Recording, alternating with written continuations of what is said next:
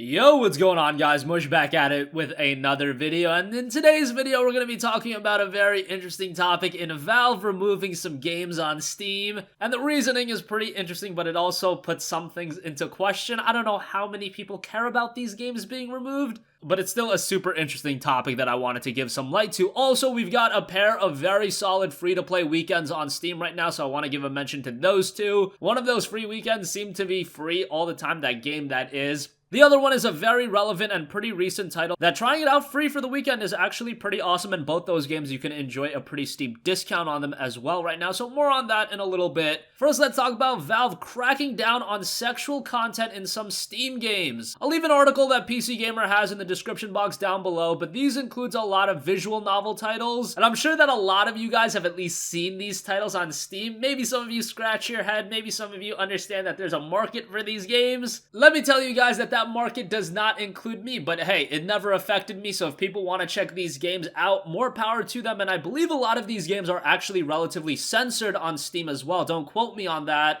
At the very least, I'm sure you guys have heard about these games because they've made the rounds on the interwebs, and there's other games being removed as well. One of the studios in Loopysoft said this on Twitter, quote, "This is not normal, this is not okay. Games are being pulled simply because they look a certain way and there is a stigma behind the look of the game. In the future, this could easily extend to anyone who even makes visual novels, no matter how sexy they might appear to be. We are not sleazebags making horrific pornography. We're a strongly queer VN studio that makes sexy games. That is not wrong. That is not pornographic. Nudity is also not wrong, as a massive amount of Steam's library has nudity and mutiny. And mutiny follows those content guidelines. I mean, yes, a lot of games on Steam do have nudity. My favorite game of all time, The Witcher 3, has quite an excessive amount of nudity. So that being a sole reason as why these games are removed doesn't make a lot of sense, although in the case of The Witcher 3, that isn't a game that's promoted and marketed on the base of its nudity. Hunipop Dev also said this on Twitter, "I've received an email from Valve stating that Hunipop violates the rules and guidelines for pornographic content on Steam and will be removed from the store unless the game is updated to remove said content." And then there was one other studio, NekoWorks, creator of the series Nekopara, said, quote, "We have been informed that adult content and tropical liquor must be censored by the end of this month or the game will be removed from Steam. We are working on this issue."